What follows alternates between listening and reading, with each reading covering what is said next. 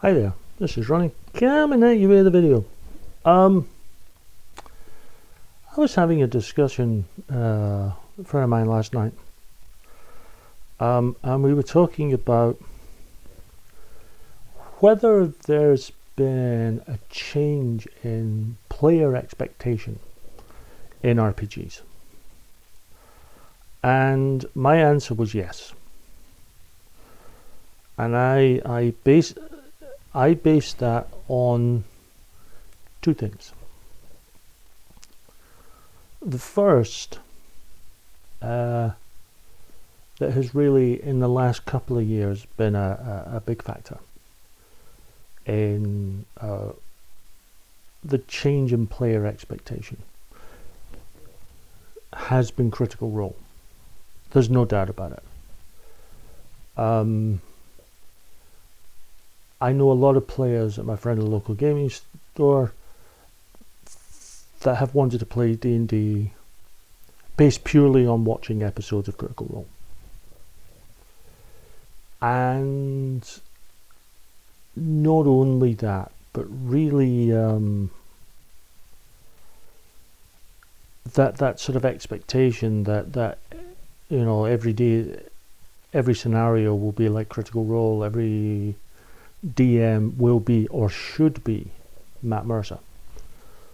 My personal opinion, I think that's an unrealistic expectation. Not because I think Matt Mercer is an incredible GM. From what I've seen, he's a very good GM indeed. But that the style of game that he does on Critical Role, I don't think is typical of RPGs at all. In fact, I think it's very atypical. I don't think it's I don't think it's something that should be shown as an example of what you should expect from a D&D campaign, or any RPG for that matter. I'm very critical on that. But the other one I said that I think has been far more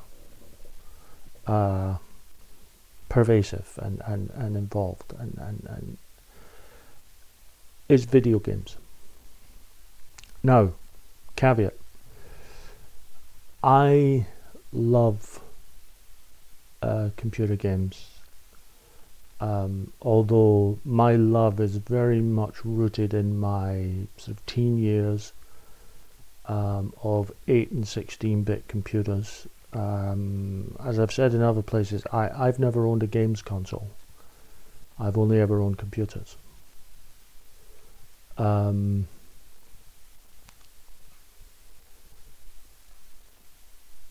Which has kind of changed maybe now.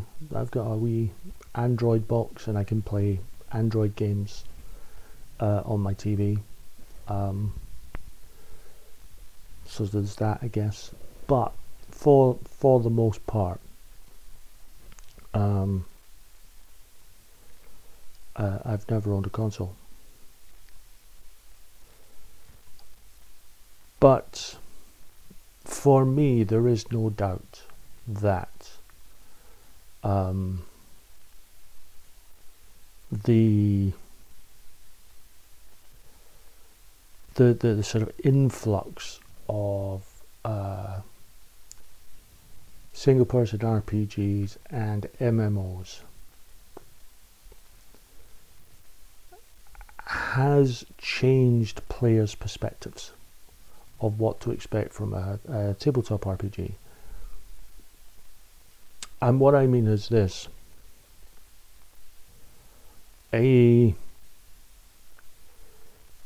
Back when I first started playing RPGs, when someone said role-playing game, it was assumed you meant the tabletop variety. Let's leave the bedroom version away from this conversation. But it was automatically assumed it was the tabletop version. And then we would talk about CRPGs, computer role-playing games. as a separate thing.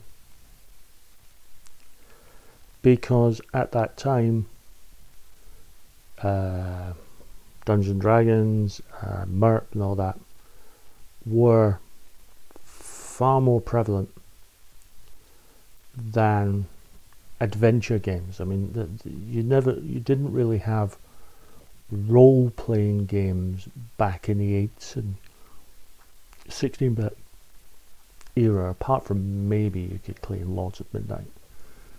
And then into 16-bit with things like Dungeon Master and Eye of the Beholder and things like that. But for the most part, it was adventure games. Point and click and things like that. They were great.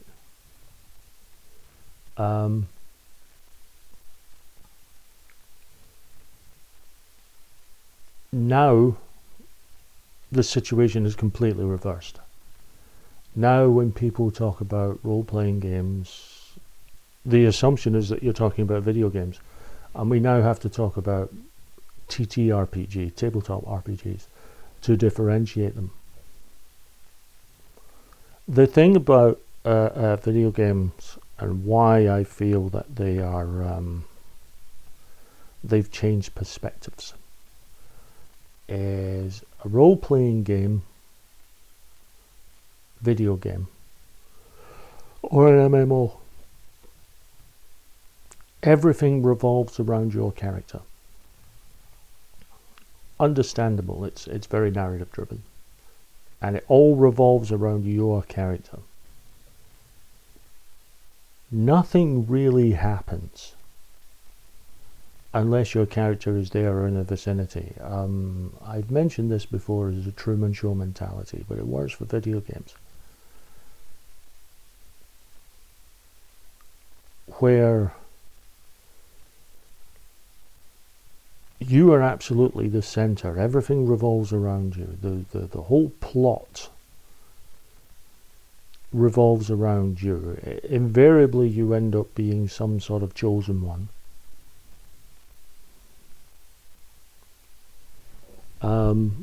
And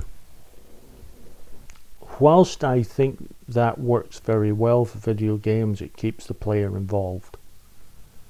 And an MMO,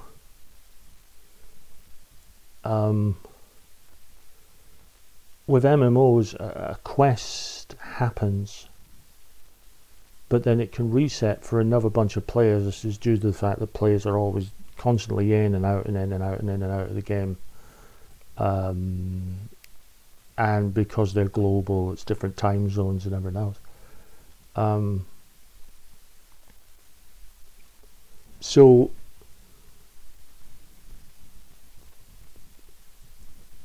the quest is always there for your character to complete. So again, the game is centered around your character.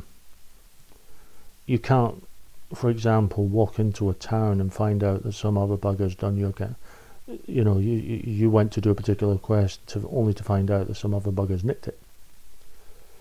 And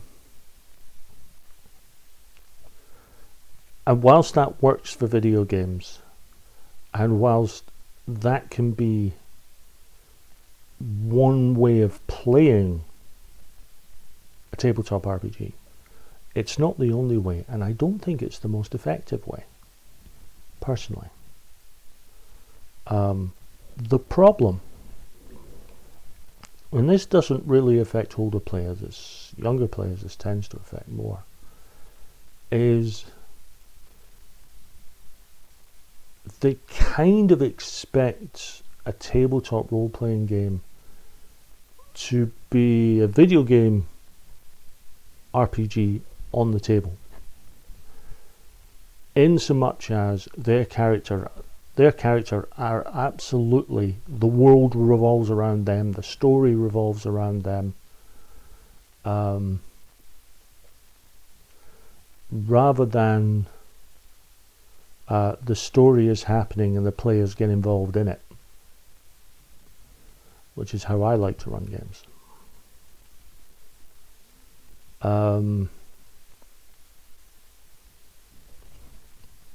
I told my friend last night, about a Dragon Age game I was running, and one of the players had started a barroom brawl and was very close. The character was very close to death, and he wasn't in the least bit worried because he just figured that he would get resurrected at a spawn point.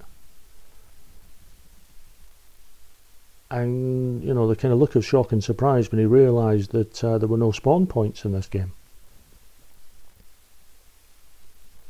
That he couldn't just die and then just respawn somewhere. And this is because his view of RPGs was purely based on computer games and video games.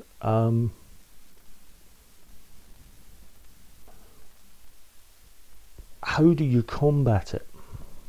I don't think you can, in the sense that the only thing you can do is run your game your way and just be very open right from the off that this is your game, this is how you run your game. You're very happy to do games your way, and hopefully the players will realize that the world doesn't revolve around their characters. And I think that's important. I think if you create an RPG, a tabletop RPG scenario where the world revolves around the player and nothing happens in the plot unless the players are there, you end up with a situation where I've had games in the past where players have interrogated an NPC because they assumed that NPC had information, because that was the NPC they were interrogating, so it must have the information. Because again, that's what they were used to from a video game. And the idea that it, just because they picked a particular NPC doesn't mean they couldn't get their head around the idea that they couldn't get all the information because this NPC didn't know anything. As far as they were concerned, the NPC that they chose to interrogate would be the one to give them the information, because that's how games work. It's not how games work. Certainly not how tabletop RPG should work.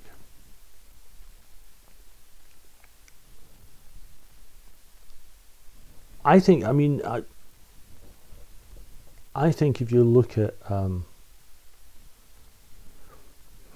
games from the 8 and 16-bit era, when you look at sort of adventure and role-playing games of that time period, there's a certain nostalgia to them, but there's undeniably no doubt when you look at games like Red Dead Redemption, when you look at games like the Elder Scrolls series, Dragon Age, Mass Effect, when you look at these amazing games, the graphics, the sound, the scope of them are incredible. And I'm not knocking them for what they are. And that'd be incredibly arrogant, to be honest. But what I am doing is putting perspective on and saying to people is, if you go into a tabletop RPG believing that all they are is a video game RPG on table, and that all the limitations of a video game RPG will be present in a tabletop, you're in for a bit of a rude awakening. Because tabletop are not limited in the way that video games are. And what I mean by that is, the reason video game RPGs and MMOs are very focused upon you is it keeps the amount of information that is needed for the world to work to a minimum. Whereas a tabletop role-playing game doesn't really have that problem. The games master can note the fact that you're over here in the west while some nefarious scheme is happening in the east. It might affect the players over in the west immediately, but just because the players are over in the west, that doesn't mean this thing over in the east can't happen. I mentioned this before. Just because, you know, the plots, the schemes, the world is turning and working, it doesn't mean that they have to stop until the players are there.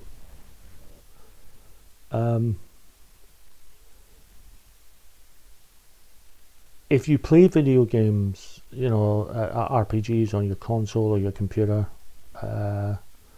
be these sort of first single player ones like Dragon Age, Elder Scrolls and so on, or if you play MMOs, there's nothing wrong with that. You know, enjoy them, they're great. But if you're looking to try a tabletop role-playing game, don't make the assumption that they're just video games on table, because you really are going to come, you know, you're going to realize that they're actually a bit more than that.